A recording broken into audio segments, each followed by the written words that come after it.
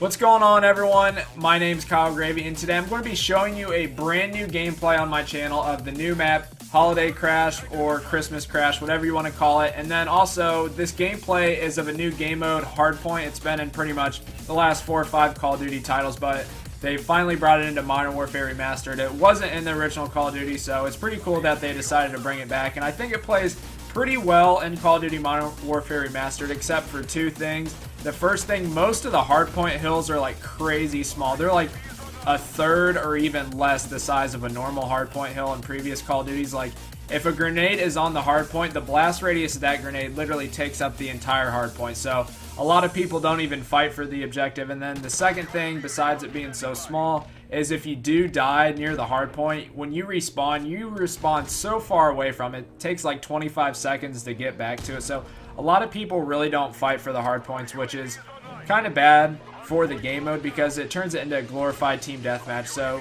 a team could go, like, everyone could go double positive, but if someone wants to win the game, all you have to do is sit in the hardpoint. You get challenged by maybe 1 or 2 people, or at least that's what it's been like for the past like 4 or 5 games I've played. I probably have to play a little more to get a bigger sample size and justify my opinion a little bit, but out of the games I have played, there's really not a lot of objective play. It's pretty much, like I said, glorified team deathmatch without a 75 kill cap, which for some players I see why it's appealing. But I also want to talk about supply drops. It's a really controversial topic in Call of Duty Modern Warfare Remastered, and we have to start off by saying nobody ever thought that they wouldn't be in the game. Like, you're seriously lying to yourself if you thought, oh, there's no way Modern Warfare Remastered and Raven, they would never put supply drops in the game. Like, you guys knew, if you were debating on it deep down, you knew it was going to happen regardless. And then you're like, well, it's going to be cosmetic only. Guys, let's be real. Black Ops 3, they said it was going to be cosmetic only, and that's not how it happened. I actually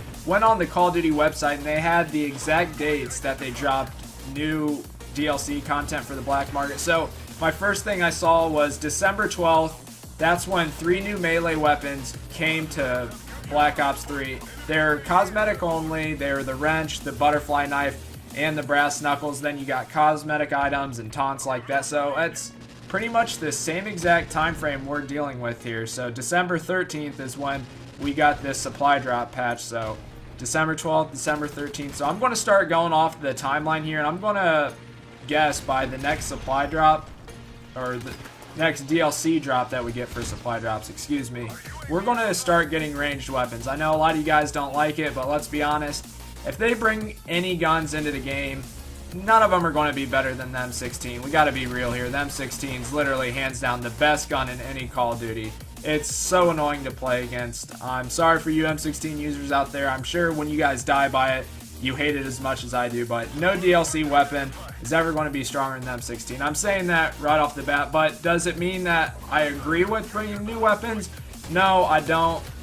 I know it's going to really challenge the integrity of Call of Duty Modern Warfare Remastered because they want it to be as much like Call of Duty 4 as possible. So adding in new weapons, and I'm talking about ranged ballistic weapons, it will change the game, unfortunately, but there's a 100% chance it's going to happen. And I'm going to give you guys the exact date that Black Ops 3 started this. It was February 9th. So pretty much in a month and a half, we can start to see these new weapons creeping around. It's probably going to follow within a week or so of the exact time drops for Black Ops 3. So on February 9th, Black Ops 3 got the NX Shadow Claw, the MX Grand, and the Marshall 16. And a lot of people say, well, it's cool if they bring in new weapons because it gives you something to use, as long as they're not better than the average weapon. Well, I'm going to tell you, the NX Shadow Claw was a one-shot kill secondary. Like, there's no excuse like why you should be putting in one-shot secondaries. It was fun to use, yeah, but did it break game balance? Absolutely. And not only, like, if you could only leave it as the 6-shot Shadow Claw without throwing the Tri-Bolt and the Kimbo on, it was kind of balanced because there's a delay, but the Tri-Bolt made it absolutely, like, easy to use. And then the Shadow Claw, Akimbo, you could just spam 12 shots. Absolutely ridiculous for a secondary.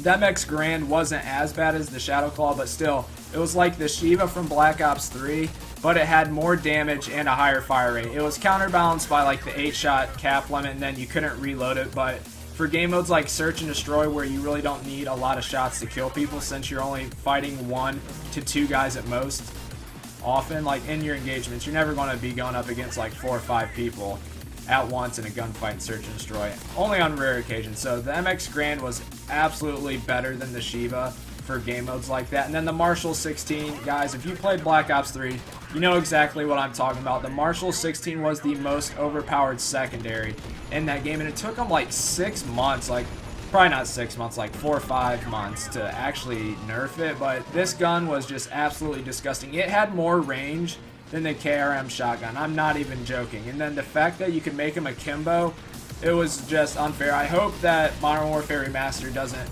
bring in a secondary like that, because we already have the Desert Eagle, which is a strong secondary. I don't think any secondary needs to be stronger than that.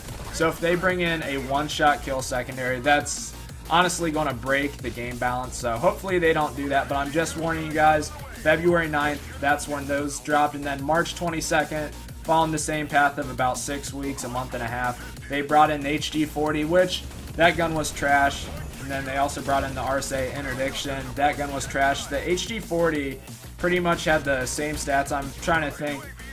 I think it was pretty much like the CUDA stats, but it had slower fire rate and higher recoil. So that gun was just terrible to use. So if you did complain about dying to the HD-40, I'm sorry. That gun just wasn't good. That's what I think supply drop weapons should be. They should be worse than the average gun in the weapon class, but I don't know, we'll just have to wait and see. And then the RSA Interdiction, it was pretty much the same gun as the Locust, but it had 4 less shots in the clip, less damage, less rate of fire. It was just pretty much a Locust with worse stats. So if guns are like that, I'm not going to have a problem with DLC items coming to the game that aren't cosmetic, but like I said, we got to be real. They're going to bring in stuff to make them money. And honestly, Call of Duty Modern Warfare Remastered was starting to get a little bit stale for me until they brought these new maps in. So playing on the same 10 maps really got a little bit stale for me, just going over and over and over. And then like every other game, if you were playing a respawn game mode, you'd play on shipment, and it was either you're getting 100 kills or pretty much 100 deaths. So that,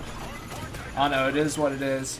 6 new maps. It's going to keep the game fresh for a few more weeks until the next DLC drop. And one thing I gotta say, right now, it's not going to stay like this with the cosmetic only items, but the weapon kits, those things are awesome. Like, honestly, I feel like they could make so much money. They're going to make more money if they bring in weapons, but like they could make so much money from just having like the weapon kits being in the supply drops. Those things are absolutely sweet. Like if they just bring like 2 or 3 new weapon kits every single time they drop DLC items, people are going to buy supply drops. Like, I refuse to buy COD points because I really don't care about cosmetic items, but when I saw those weapon kits, I kind of thought about doing it, but at the same time, I already have exclusion zone camo for my gun, so I really don't care about opening drops. I'm honestly going to just save my keys until they bring in weapon variants. Well, not weapon variants, but new altering stat weapons to the game, because we all know it's going to eventually happen, and I'm going to guess it's around February 9th, like they did with Black Ops 3, so about a month and a half. That's going to happen. So hopefully I'll have just a ton of keys saved up. I'll probably never spend a single dime on supply drops for COD points.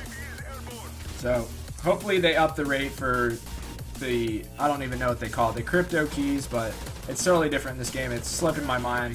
I think it's like supply depot credits or something. And there's a few other things I wanted to mention with the supply drops. Something that I feel like they should add in. They should add in new inspections to the next DLC drop. Like, that would be absolutely sweet. Like, if you could change, like, say for the snipers, the M48-3, you know how you cock the bolt back and then on the bear, like, you rub your thumb on it, like, you rub the finish on it. Have, like, 2 or 3 different inspections to choose from per weapon. Obviously, you're going to have to unlock it out of a supply drop, but still, I think that'd be pretty cool. And then one thing to make players want to grind the game more, I feel like they should give you a weapon bribe like Black Ops 3 every time you prestige. So in Black Ops 3, a lot of people were mad that you weren't guaranteed a weapon, so they decided they'll bring in a weapon bribe. And the only thing is, you got it once after winning 75 games. You couldn't ever unlock a new weapon bribe. So if they made a weapon bribe that you could get in the supply depot for prestiging, or even like every other prestige you get one, I feel like that still make people want to go out and buy supply drops. They'd make a ton of money, but it also give the players that actually grind the game and enjoy the game something to look forward to instead of just the normal prestige token, because once you get to Prestige 10, you've pretty much unlocked everything with Prestige tokens that's after level 30, so you don't have to play much to get those. I think it'd be a really cool addition if they did do that. And guys, that's pretty much what I got for the commentary here. I hope you did enjoy this gameplay on Christmas Crash. I see it's coming to an end. I was going to commentate over the actual gameplay itself, but I kind of was looking at my list of the dates off to the side and kind of got sidetracked. But I hope you guys did enjoy the gameplay, and then if you guys do agree with any of the topics that I discussed, make sure you let me know down in the comments. If you have a differing opinion, write it down there as well. I'll be glad to have a discussion with you guys. If you guys did enjoy the video, please leave a like. If you're new to the channel, subscribe for more. And until the next video, I'll see you.